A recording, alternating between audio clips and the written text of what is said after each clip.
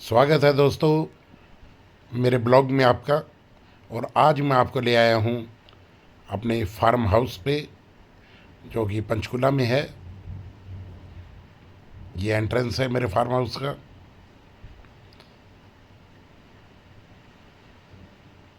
और आज मैं दिखाने जा रहा हूँ आपको, ये मैंने भिंडी लगवाई है तकरीबन 10 मरले जगह में।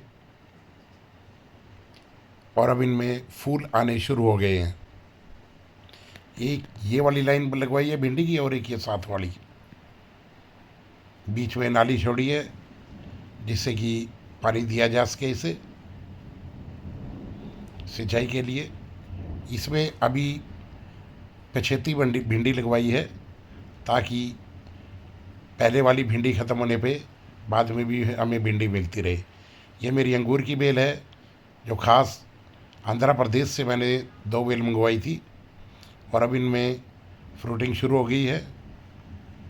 ये मेरे पास कुछ कड़कनाथ मुर्गियाँ और इंडियन रनर बत्तख हैं, जिनके देसी अंडे मैं अपने खाने के लिए लेता हूँ।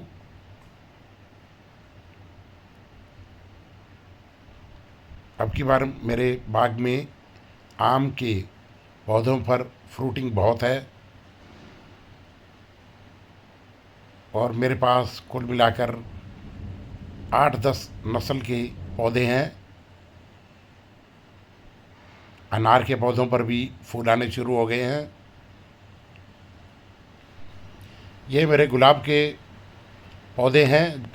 इनकी हाइब्रिड वैरायटी मैंने अपने बाग में ही तैयार की है। और अब मैं आपको दिखाता हूँ, ये मैंने करेले की बेल उगाई है यहाँ, और इनमें अभी सिंचाई कर रहा हूँ मैं। साथ में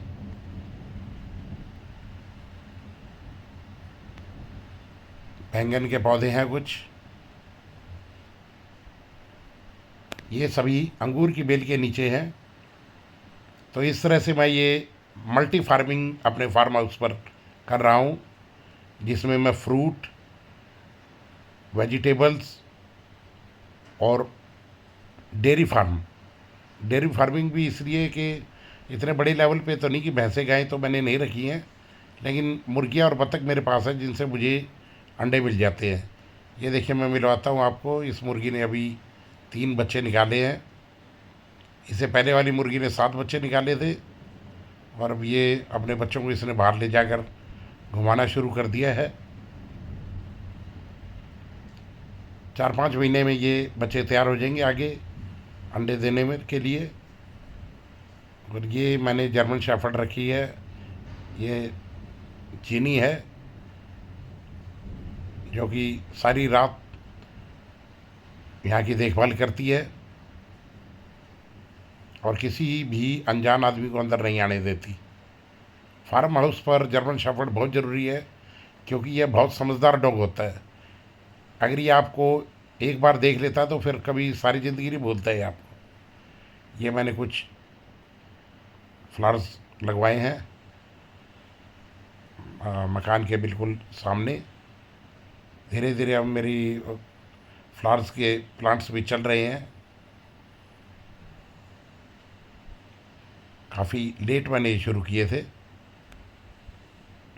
ये देखिए, मैंने आपको बताया था कि ये मुर्गी बाहर अपने बच्चों को लाना शुरू कर दिया है इसने।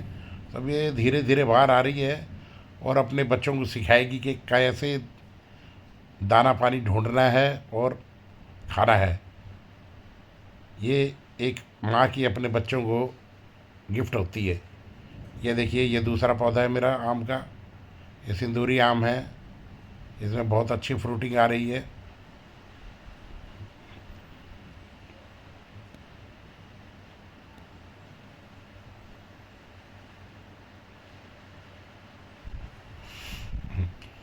ये मैंने बैंगन की प्योत तैयार की हैं अपने यहाँ पर ही।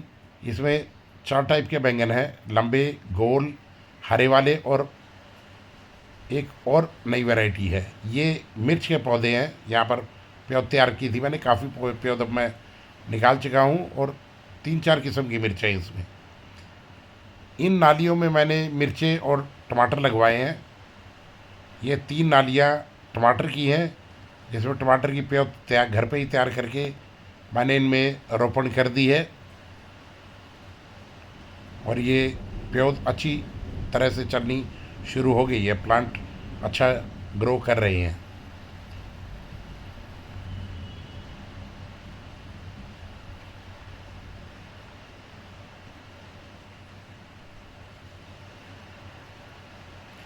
ये मिर्च के पौधे हैं, ये भी अब की बार काफ़ी लगाए हैं मैंने घर पर ही तैयार करके। ये मैंने अब की बार मूंग बोई है। देखिए, इसको तकरीबन 10 दिन हो गए हैं और इतने एरिया में मैंने लगभग आधी एकड़ में मूंग की खेती की है और ये बहुत अच्छी तरह से उगाए हैं।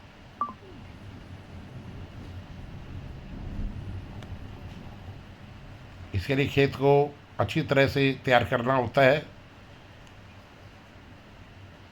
ये मेरा दूसरा पौधा है गुलाब का। ये भी मैंने यहीं पर हाइब्रिड वैरायटी तैयार की है। उसमें देखिए कितनी अच्छी फ्रूटिंग आई है अब की बार।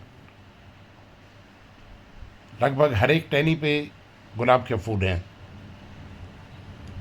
ऐसी ही एक नस्ल मैंने पीले गुलाब की तैयार की है। ये भी मेरी अपनी वैरायटी है जो मैंने हाइब्रिड तैयार की है। आप लोग चाहो तो यहाँ मुझसे ये प्लांट्स भी ले सकते हैं। एक छोटी सी नर्सरी भी मैं बना रहा हूँ अब। ये सेम फली है, इसके मैंने 4-5 पौधे लगाए हैं अभी। ये मेरे बैंगन के पौधे हैं।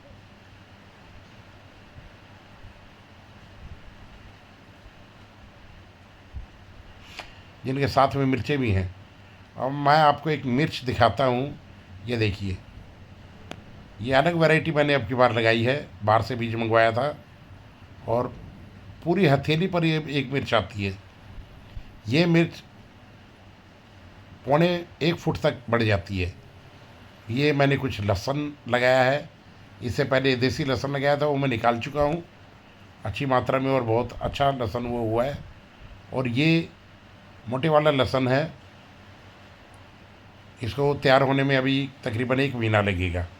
ये लौकाट का पेड़ लगवाया है मैंने, जो कि चटनी वगैरह बनाने में और फ्रूट की तरह खाने के काम आता है।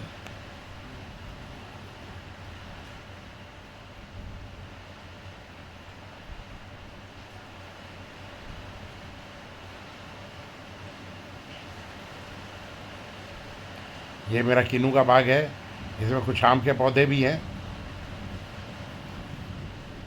किन्नू में भी फ्रूटिंग शुरू हो गई है। ज़रा चीनी को खाना दे देते हैं एक बार। लस्सी पिलाई जा रही है चीनी को। इसको लस्सी बहुत पसंद है, खासकर गर्मियों में। वैसे भी पेट ठंडा रहता है इससे, तो डॉग को गर्मियों में लस्सी ज़रूर पिलानी चाहिए, इससे उसको गर्मी नहीं लगती है।